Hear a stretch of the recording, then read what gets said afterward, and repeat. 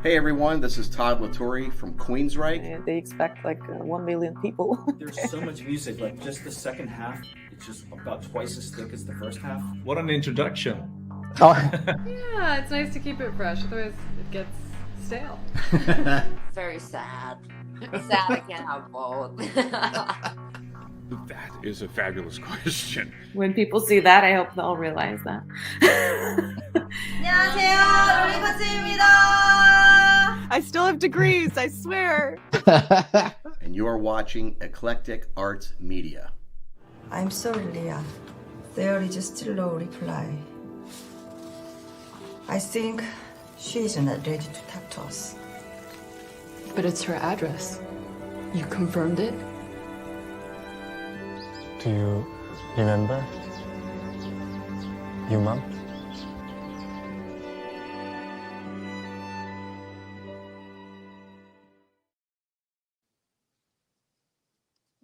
Good afternoon, good evening, good morning, wherever you are in the world. I'm Mark Sugiyama from Eclectic Arts Media, based here in Seattle, Washington. And thank you so much for joining me on this Monday, the 2nd of October, 2023.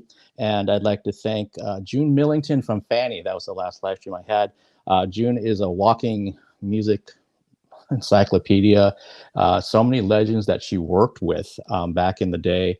I thoroughly enjoyed talking with her. And September overall was just amazing for me. I want to make sure that I mentioned Hazel and 2D Cat. We had a really fun conversation with those two musicians. They just played live a couple weeks ago in Washington, D.C.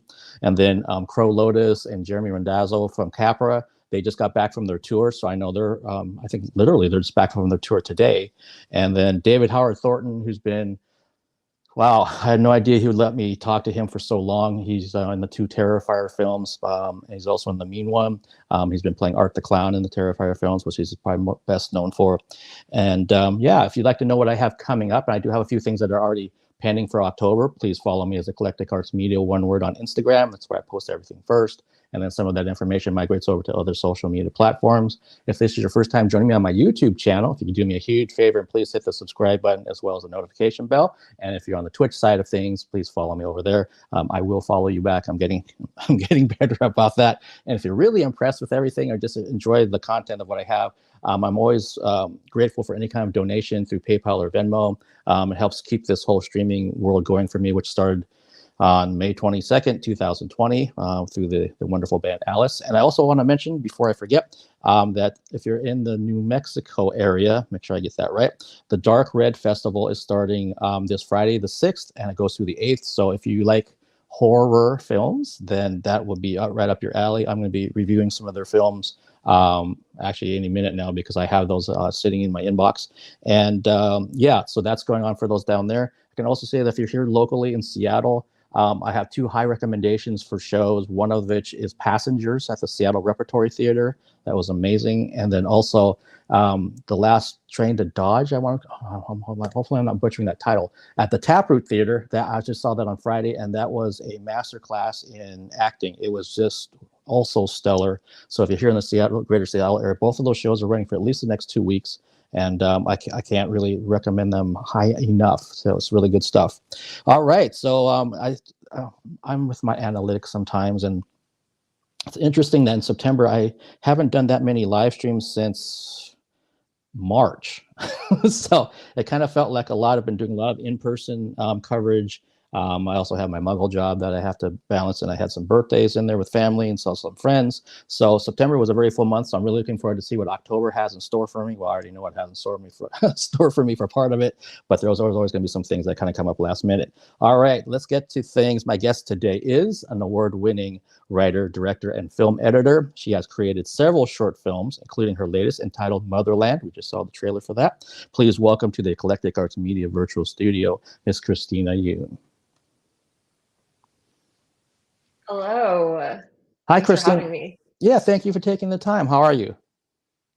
I'm great. Yeah, it's a nice sunny day in LA. Nice. We're getting gray up here in Seattle, which is probably not a surprise to anybody. Which is probably indicative of some rain coming. But that's nice that you have some sun down there at least. So we'll definitely start talking about Motherland probably first. I want to kind of work through your entire kind of catalog of things as time permits. And so for people that aren't familiar with Motherland, what is the kind of plot behind it? So it's about a Korean adoptee named Leah who was adopted to America as a baby, and she returns to Korea to look for her birth mother. So it covers like the few days that she's searching to find her birth family in this country that she's never been to before. Okay, and for myself, since I've had a chance to see it and I've viewed two of your other short films, what was the inspiration behind Motherland? Why did you decide to create this story? So I am a Korean American, not an adoptee, but I had always grown up in really diverse communities, and I had never, met or befriended a Korean adoptee for my entire life, and I had no idea about this large community that exists in America and in the world until I moved to Korea for like 2 years when I was in my 20s. And I met several Korean adoptees who were there, learning Korean and just connecting with their roots and maybe searching for their families as well. And in meeting them, talking to them, befriending them, I learned about their experiences and their struggles, and it just kind of opened my eyes to this also the systemic issues of that Korean adoptees have gone through. And it was just mind blowing to me to know about this community to find out about this community I never learned about. And so I wanted to tell the story and explore it, and try to kind of spread this awareness. Okay, that's interesting that that your the information you gathered came from actually being in Korea from adoptees there, and not so much perhaps adoptees here in America. Because like for myself, I have several friends that are Korean adoptees, so they've talked about, especially as they got older, about some of the same struggles that the character goes through in your film, which are, I guess, in some ways universal if you're adopted, I would think. But did any of the folks that you talked to, did some of their stories make a direct impact into what was going on in your film and your screenplay as well? Not necessarily. So in our research for the film, we talked to several adoptees all over the world, who were gracious enough to give their time and support the film. So I mean, a lot of their experiences and what they were willing to share informed the story and the tone, and the character, but it's really like an amalgam of many different influences. It's not necessarily one person's story. Okay, that's fascinating to me. As you're gathering all this information from all the folks that you interviewed, and like you said, it kind of helped not steer the story, but it definitely influenced the story of what you were going to do. Did you ever get to a point of like, wow, this is turning into like so much information that I don't know how to kind of turn this into a short film? It's almost like enough for a feature. Yeah, definitely. No, I mean, every adoptee we talked to had such different experiences, feelings, perspectives. It was just so all over the map that, I mean, it was great because I was like, there's not one way to tell this story authentically. And whatever, overlap there was, I took note of. But ultimately I had to tell the story that I was interested in telling. It's not a documentary, it's still fiction. And I was just focused on keeping it nuanced and keeping it emotionally authentic um, and respectful to the characters, because nobody is a villain. There's not one villain or one victim. It's a really nuanced situation, complex situation. Yeah, I absolutely agree with how you described it. That for folks out there, if you haven't seen it, when you get a chance to see it, or especially on the festival circuit, that there's a lot of layers going on in this, and it's definitely not like pointing fingers at any one way, shape, thinking, anything else, nothing like that at all. And I'm kind of curious, I guess, without giving it away, how did you land on the ending of this? Because it seemed like it could have ended in a multitude of ways. It was important to me to not simplify the issue and the story. I mean, all the stories I heard, they were just so complicated, and there was no very rarely was there like a neat ending to their journeys. So it was important for me to be consistent with that. It's like it's an ongoing, lifelong journey and discovery for many of these adoptees emotionally, even if they do find their families or if they don't. It's just a lifelong, a life of growth and of understanding themselves and of reconfiguring, their views on family. So that's why the ending is on the more open-ended side, I would say.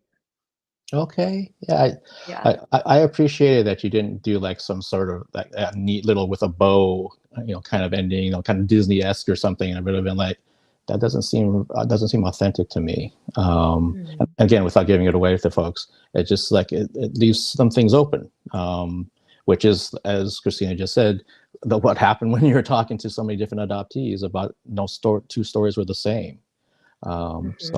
So that's fascinating to me. With this particular film with Motherland, have you had, has it been, correct me if I'm wrong, it's been doing some of the festival circuit already, was that right? Yes.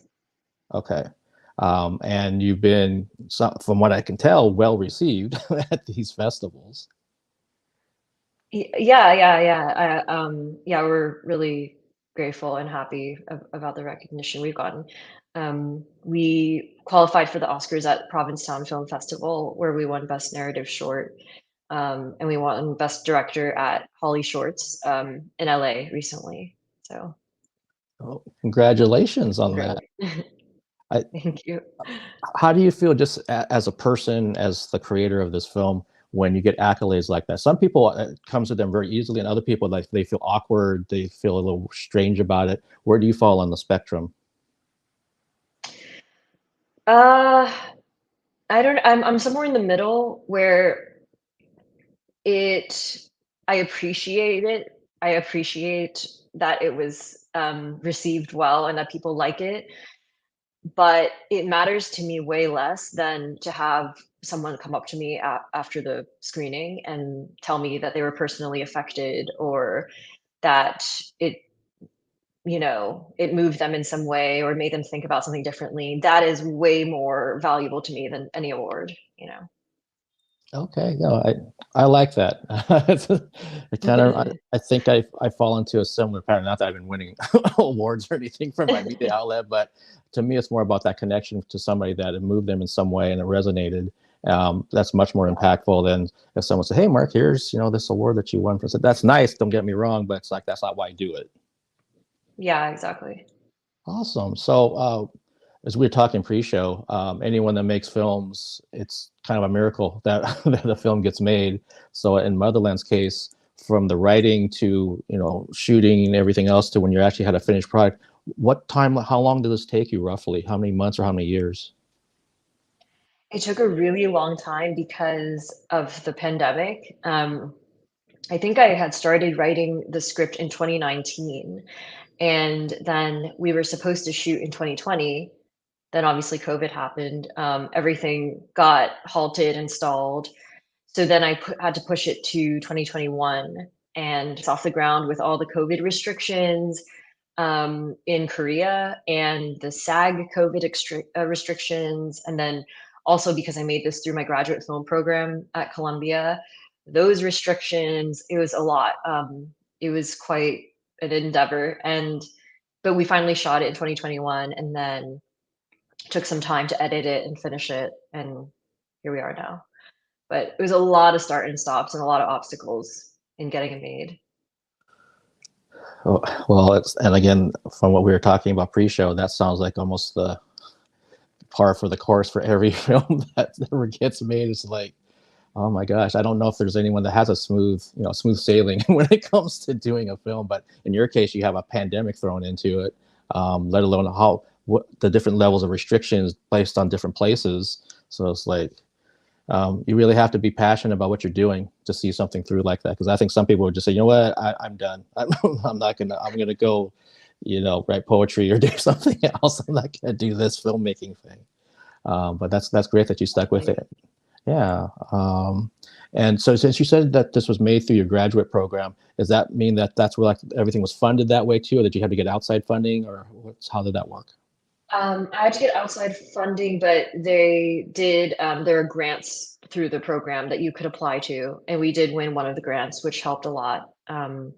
But the program mostly was where I wrote the script, where we wrote the script, had, classmates and teachers advise on that process and give feedback on that. And then when I was making my directing plans and when I was editing, I also got feedback from my advisor. So they helped, definitely made a huge impact on the making of the film, but not as much the funding. Okay. All right. Yeah. Um, and we'll kind of get into like the overall scope of why you got into filmmaking and things like that in a couple of minutes. But now that you've lived with Motherland for a long time during the process of it, then you got it out there to some festivals, and it's going to be in some other festivals. Are you like the artistic curse? Do you look at it and go, man, I should have, that edit there doesn't quite work for me like it did 2 years ago, or some other kind of performance piece, or that take? Oh my gosh, yes. I'm actually my own worst critic. Like, I don't think there's anybody who could say anything to me that I haven't already thought about or noticed. No, I'm a perfectionist. So I'm always like, oh, could have changed that, could have done that differently, could have. But I'm trying to, I mean, there's no point in thinking that way. This is finished. Apply it to the next thing, is kind of the way I think now. But I'm certainly not somebody who's like watching my finished stuff and loving it. I'm like, okay, I finished making that. Great. Proud of it. On to the next thing. Okay. Yeah, no, that's, Yeah. I appreciate your honesty. I think it's an artistic curse. I think every artist out there, there might be like a small period of time, like, okay, I feel pretty good about that. And then, like, I could be like later that day looking at it again or listening to it again. In my case, like, oh man, that chord structure that just isn't working. And was like, well, yeah, like you just said, too late. It's already recorded. It's out there. So Yeah. let's try to remember that for the next thing, the next song that you work on, or the next picture that I take. don't do that. Exactly. Wow. Well, and so how many short films have you made before Motherland total? Quite a few. Some are not really out there in the world because they were from when I was an undergrad and they were like more like little projects. But I mean, in my grad program, I made one, two, three others before Motherland. Okay. And then I made one before grad school too. So actually four shorts before Motherland. Okay. So going with what you had said like a minute and a half ago, what things did you change or learn from your earlier short films that you applied to Motherland? Oh, a lot of it wasn't really like explicitly at the surface. I think a lot of it was just things that I had internalized over making films. But definitely Motherland, like, doesn't rely as much on dialogue. It's a lot more visual. It's pretty sparse with dialogue. So that's something that I kind of lean towards. I don't really like to rely too heavily on dialogue. I also prefer that the audience comes to their feelings on their own without being too heavy-handed with camera movement or music, or like I don't like to be too in the audience's face. Is a preference that I've grown to have over making films. And yeah, I'm always working on directing actors with more specificity, and so I'll always just try to improve everything, honestly, with every film. Okay. Yeah. It's Yeah. always, you're never done Yeah. with that process. And when you talked specifically about with the actors, with the lead in this film, who I believe is Tiffany Chu. Yes. It's interesting to me because I'm getting old. I'm 53. So sometimes when I watch something, I'm like, oh, that person looks familiar to me. And a lot of times I actually haven't seen them anywhere, but then they just look familiar to me. But in her case, I'm like, she really does look familiar to me. And when I saw her name, it turns out that she was in a film called Catch the Fair One, who I've interviewed Kaylee, the lead actor slash boxer from that film, twice. Oh, cool. Yeah, and then one of the producers, I interviewed him about his short film, and I didn't realize he was a producer on that film. So it's like all these roads come back to that movie, including yours. Yeah, I guess so. Yeah, yeah. You know, Tiffany did a great job on that one. Yeah, so I'm curious, how did you get her involved with the film? Just traditional route through casting director, reaching out to her reps. But I had seen her in this independent film called Miss Purple that was written and directed by Justin Chon. And she plays a Korean American woman in that film, and she did an incredible job. And she just had a lot of what I was looking for in terms of performance. She feels so layered, and she's able to be very kind of guarded and not as easy to access, but you can still feel the emotions there kind of right under the surface. And that's something I was looking for because of all my talks with the adoptees. I got a sense that this is such an intensely private and internal journey, and it takes a lot of self-protection to go on this search. So that was something that I felt and what I was looking for in the actress, and she had that. Also, because she's Taiwanese American, she could be in Korea, truly not understand a word that anyone was saying, first time in Korea, truly foreign to her, and that was authentic and felt, whereas if I worked with a Korean or Korean American actress who could understand what was being said, um, I just wanted that to really be there, to be present, how lost she is here. That's I love hearing tidbits like that because that's something I never would have thought of. But then it just adds into the authenticity of her character and her performance of like she really doesn't know what they're saying. It'd be like if you put me there. I'd be like, I don't know what you're talking about. Yeah. Oh, that's great. And with COVID, you said you were writing this in 2019. COVID comes along and trying to come out of the restrictions. So did you have to film it in pockets, or did you just do one fell swoop of the actual filming of the scenes? We shot for one block of time. It was for 4 days, kind of crazy 4 days in Korea. 2 days in the city, 2 days in the rural countryside, south of Korea. I mean, south of Seoul. And I was there for like 2 months before the shoot, doing pre-production, casting the Korean roles, doing everything in preparation to shoot. And then it was just like a whirlwind of 4 days. Yeah. See, there's another tidbit that I love hearing, that you were in pre-production for 2 months before you shot for 4 days to make this film. I think if somebody watches it, they might be like, oh, that probably didn't take too long to do, or didn't take that much homework, from that aspect from the directors. Like, no, it took all kinds of work, let alone what you were doing even before you got to, doing pre-production and anything else with your screenplay and getting feedback and notes and all these other kinds of things. It's its own journey. Yeah, no, I mean to get all those locations and to get all the crew and the cast, the extras, the babies, the roads. I mean, everything was. I was there, kind of in the thick of it as we were trying to lock everything down. Okay, so I'm picturing you there in Korea as you're shooting over those 4 days, and like you said, it's pretty crazy 4 days. How are you as a director when it comes to getting things together, being in charge? Some people, they're comfortable with that kind of lead role. And some people, they're like, it's like too much of a work in progress. So then it kind of becomes an issue with the actors and all these other kind of things. Where do you think you fall in that timeline? I really love it. It's love hate because I love the thrill of it. It is just you're in the chaos. Everyone's asking you 100 questions. You have to make decisions very quickly.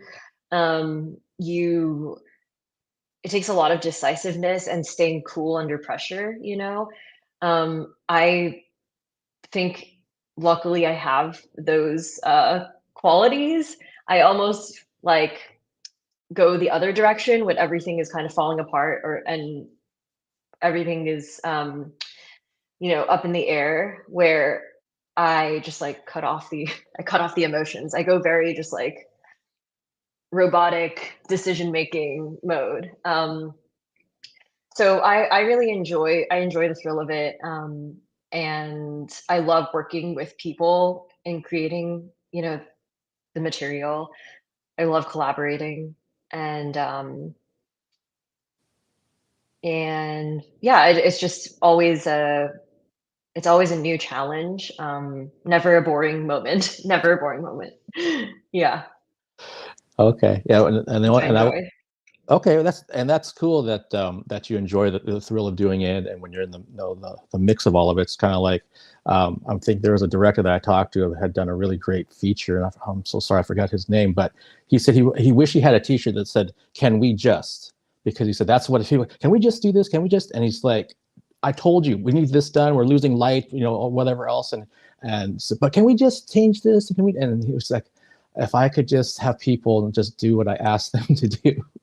We would have got, because I think in his case they ended up going long. They went over their days, and so it was creating a whole budget issue and everything else. So it's like, well, if we had not done these things, then he started blaming himself, saying I just needed to put my foot down more. So he's like, when I started working on other projects, kind of like what you're talking about, he learned from these past ones. You know what? I'm going to collaborate with you, but only to a certain degree, because I do need to get this done, and we need to stay on track, because otherwise it just derailed and becomes a mess, and then I want to go hide in a hole.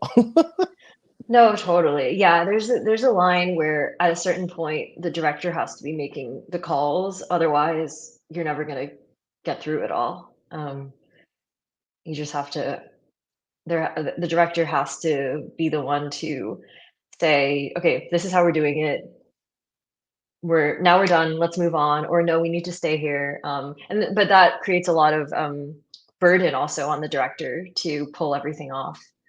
So high risk, high reward position. Yeah, you either get all the credit or all the blame. Exactly. And if we'll take a few minutes here, if we can, about so what overall got you into wanting to be a filmmaker? I mean, it just naturally, I was obsessed with movies and cinema when I was a teenager, and I was just watching a ton, and it was just the most exciting thing to me. I was a little cinephile movie nerd when I was like 13, 14 years old. That was like all I did. And then as I grew older, I was like, this is still the most exciting thing to me. There's nothing that I'm more passionate about or interested in. So I went to film school for undergrad, and then I was freelancing, and then I went back to grad school. So it's just been ongoing. Like, I don't know how to do anything else. This is like my entire world and life since I was that age. That's awesome. So this really is your dream then. This is what you've been wanting to do. Yeah. Wow. So knowing that now, what was it like when you had, even if it's something that's not out there for public consumption, what was it like when you had your first film done, completed, that you were responsible for? What was that feeling like for you when you actually got to see a final, finished product? Well, because of my perfectionistic tendencies and because I'm my own worst critic, I was like, all right, it could be better, I was like, okay, it could be better. But I mean, I made a lot of crap, when I was younger, and just experimenting and trying things. And I think that's kind of how it is. Like, you gotta just do it and make stuff, and then you improve with experience. So, but I will say, like, my favorite part of it is the shooting, and making the magic happen. And then afterwards, when I'm editing, I'm already kind of thinking about the next idea. So uh, that's the most exciting part for me. Okay. So you like when you're actually filming your scenes and the things that you wanted to, that you're no longer doing storyboards. Like, here it is, we're actually out here doing this, and you're probably maybe even flashback into when you were a teenager of like, well, if I could ever do this for a living or my career, and then here you are actually doing it. Now that's got to be a great feeling. Even if at the end with the finished project, kind of like, well, I could have done better with this. But that process of shooting is like, that's what kind of gets the fire in your belly, kind of a thing. Yeah, absolutely. I love it. I love working with actors and cinematographers and everything. Yeah. Okay. And was there ever a time, like, so obviously you're a writer and you're editing and you're directing. Did you ever do any acting yourself? I took one class in my grad program that was like for directors. And as you would expect, we're not all the greatest actors. Um, but it was, but I tried and I learned a lot. It was actually a really transformative class because you don't really know what it's like for actors unless you're in their shoes and you try it out. I don't think it's ever a path that I'll actually seriously be pursuing, but but it was really fascinating, and I learned a lot about how I think it works for them. Okay, no, that makes sense. There was a period of time when I was working as a model photographer, so working with models, and one of them became a pretty good friend of mine, and she was like, "Mark, you know what we should do? We should put you in front of the camera." And I'm like, "No, there's a reason why I'm behind it. I don't want this in front of it." And she kind of just for fun, we went down to a beach one day and we actually did it. So I learned how hard it was to be in that cold water, to be on the sand, to keep constantly pulling out I felt like we'd been there for an hour and it only been like 10 minutes. And I'm ready to be done with this whole thing. So it was one of the best things that I kind of got quote unquote forced into doing, because it really helped me the next time I started working with models, like what I'm asking them to do. This is really, really hard. Totally. Yeah. It So was it was really, I'm so glad I experienced that. cool. So you've been wanting to be a filmmaker for a while. You said you're a teen cinephile, and now you're making films, and it sounds like you're at least in the process of making that jump into working on your first feature. Yeah. So what's, other than maybe the obvious, what is going to be in terms of length? What are some other things you think you're going to be having to deal with when you actually get rolling with shooting this feature, whatever time down the road that is? What are the changes going to be from doing short films to doing a feature length film? I would imagine that it's going to be a lot of, I mean, you don't shoot chronologically. You're not shooting the script in order. And just to keep all of the scenes and arcs that are going to be jumbled up in production, keeping the emotional through line and keeping this, the story, there's just way more in scope and more parts to keep track of and handle. Bigger crews, more actors, more locations. So I'm sure it's going to be way more challenging, but I also think that it is essentially the short, like shooting a short, but just multiply that in terms of time and scale. It's still actors, directing, cinematography. It's all, the core stuff is the same. Okay. And do you foresee any kind of, this is coming from some of the other folks that I've had a chance to interview, do you foresee any kind of issues like with funding? It seems like financial seems to always be the number one thing that other film folks bring up when it comes to their projects. Oh yeah, totally. I mean, that's the biggest thing. Like, you can't make it without funding. So that's something we'll have to see what happens after I finish writing it. Okay, all right. Yeah.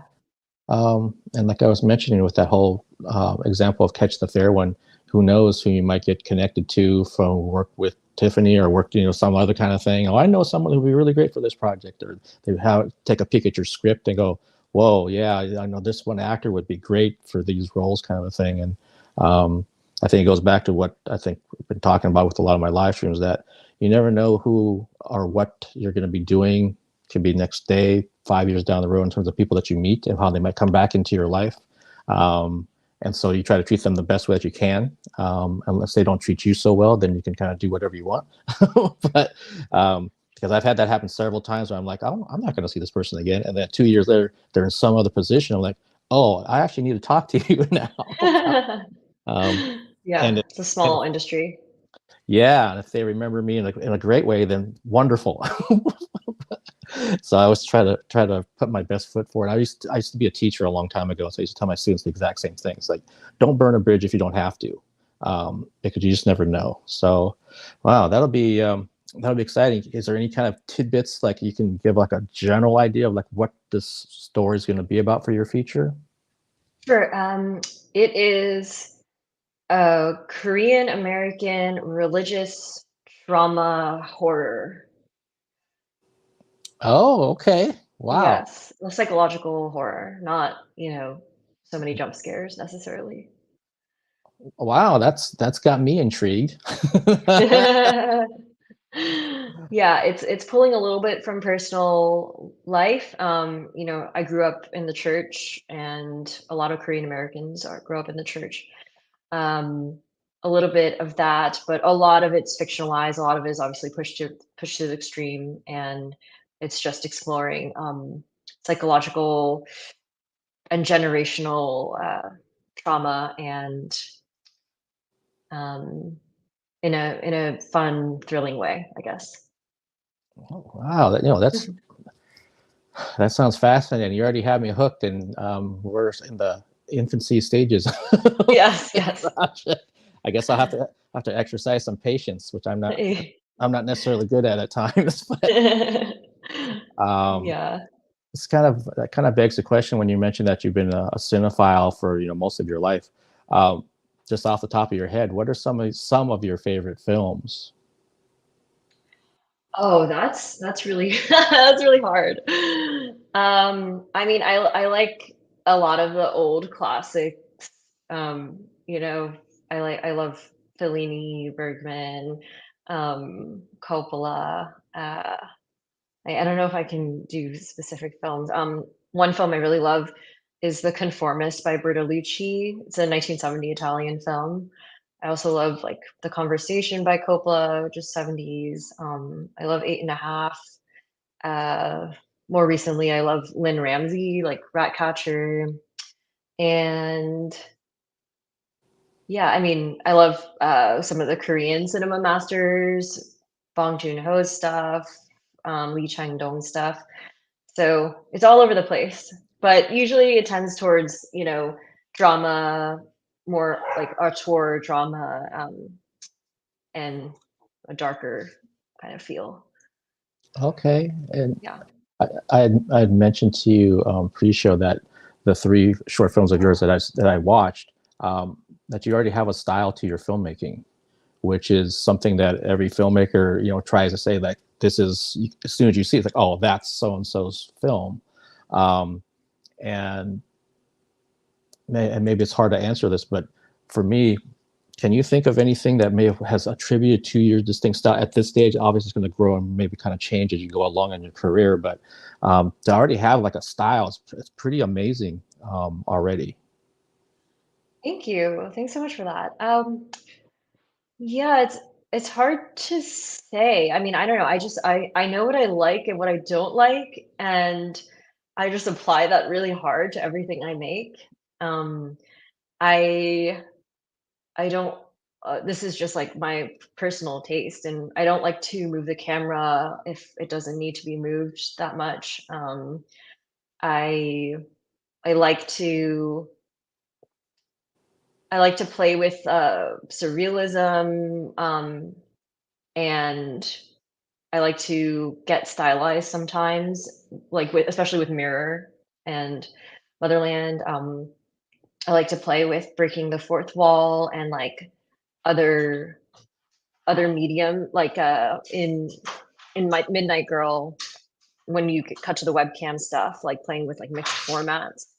Um, so, but most importantly is just staying. My dog is clawing at my door. Apologies. No, I have a no, no, puppy. no problem at all. She might break in here. And yeah, staying like emotionally authentic to the characters and their feelings. Here she is. She Yeah. has broken into the room. Yeah. Okay. Well, again, I can't think of too many younger or slash newer film directors that already have a style with their stuff. Usually it takes a long time to find kind of trials and tribulations and kind of figuring out, yeah, I knew what I wanted 10 years ago, but now it doesn't really, work for me. So I'm kind of changing my style. But no, that means you're just going to be adding to what you already have then as a core, which is awesome. So I'm just really excited to see what you come up with in the future. Thank you. Thanks. Yeah, I'm always trying to improve and refine my style, I guess, and my creative vision. Okay. Yeah. Yeah, I've had many dogs, cats. We had a mule who we didn't see. We only heard him in the background during a live stream. Babies. All kinds My of dog is my dog's really smart, so she knows what the door handles and how to get into rooms. So she just opened the door herself. Is there a chance your dog will make it into a future film then with that skill? Oh my gosh, I don't know. She's a very independent girl. She's not always the best listener. That old rule, like, don't work with animals or kids. Exactly. Before we kind of wrap this up, one thing I definitely want to bring up is just kind of get your own take on things. How has it been for you as a person of color and also being female in the filmmaking world? What's your kind of perspective on it? I think it's gotten a lot better over the last several years. I think there was a time when I felt it would be harder to be taken seriously as a writer and director. But now there's so many women of color who are directing and making great films and shows and bringing new perspectives to the screen. And I think that's being appreciated more. And I think the times are really changing. There are a lot of new programs that are helping filmmakers of color. And it's what is also doing better in the box office is content with diversity and coming from showing new worlds and perspectives. And I mean, the money is talking. People want to see more of that. So I think it's getting better. Okay, yeah. I mean, obviously not from the female side of it, but from the person of color side of it. For me, it seems like the door's been getting wider and wider in terms of it being open. There's still a lot of work to do, other doors to open, but it's again, and I'm 53. I can think back to when you just didn't see people that look like you or me on TV, and if you did, there's extremely stereotyped roles that they were doing.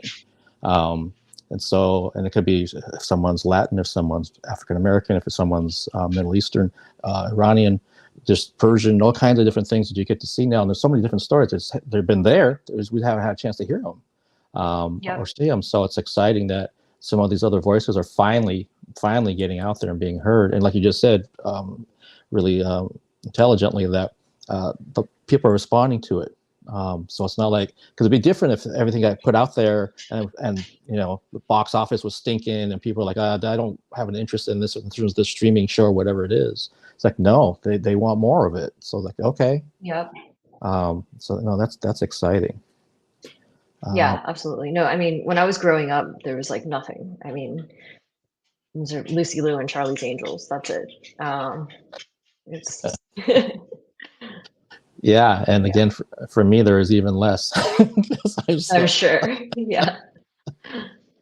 Well, that's great, and I think that you have so many good things going for you. I love the fact that you also have a studied through undergrad and grad going into your filmmaking career.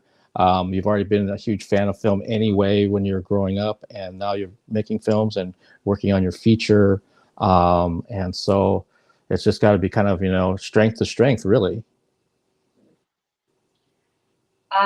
Yeah, I mean, I put in a lot of years and hours in working and making films and writing, and so I'm glad I'm taking some forward steps to getting the feature off the ground, because that's ultimately the goal. Yeah, and like you just said, there's there's no overnight sensation to a filmmaker. They didn't just automatically have some huge hit that came out. It's like, no, there's all this other stuff behind it that we didn't get to see necessarily. And then something kind of clicked, and things are kind of in the right place, right time. But they Right. definitely paid their dues to get there. And gosh, I had one last thing I was going to bring up with you. Now I had a brain fart and it disappeared on me. But maybe it'll come back, or maybe it won't. Oh, I know what it was. What kind of I wouldn't say. I guess it would be. What kind of advice would you give a new female person of color filmmaker? So something more specific, not just in general. I would say, believe in yourself, despite what society has kind of told us growing up, that we can't take on these roles. We can't, be the director of a major motion picture. It's kind of